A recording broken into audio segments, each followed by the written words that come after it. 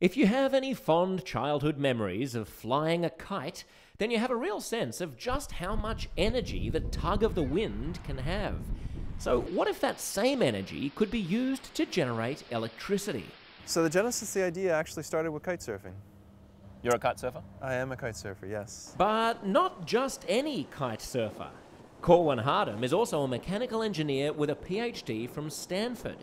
And by the way, that's really him. When you're a kite surfer, you get a very visceral feel for the force that's able to be created with these very lightweight wings. So your kite weighs about 5 pounds and able to pull about a couple hundred pounds of force in relatively light winds. Hardham wondered if it's really necessary to build enormous wind turbine towers at a cost of up to $3.5 million a piece if so much power can be captured by nothing more than a kite and a light tether. Well, that's a question that also interested fellow kite-surfing Stanford grads Larry Page and Sergey Brin.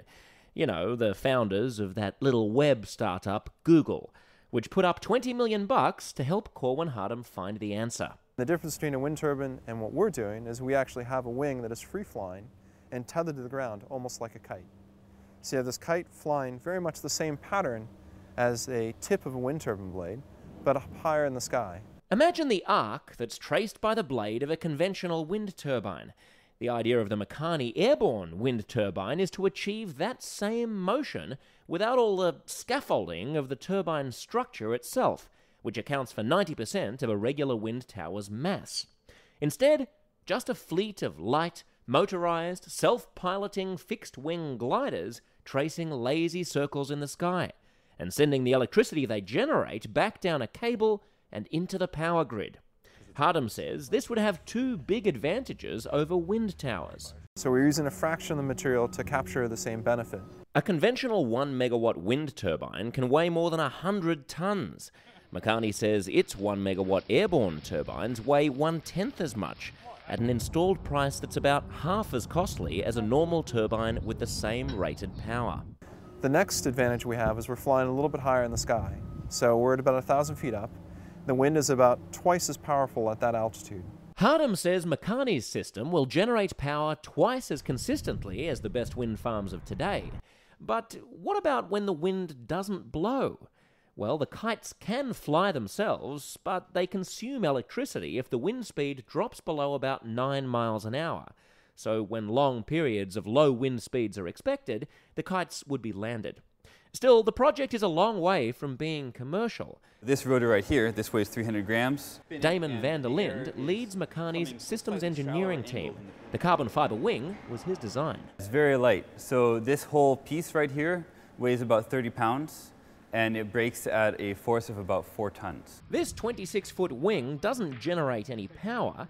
That's just a glider on autopilot, banking endlessly across the sky.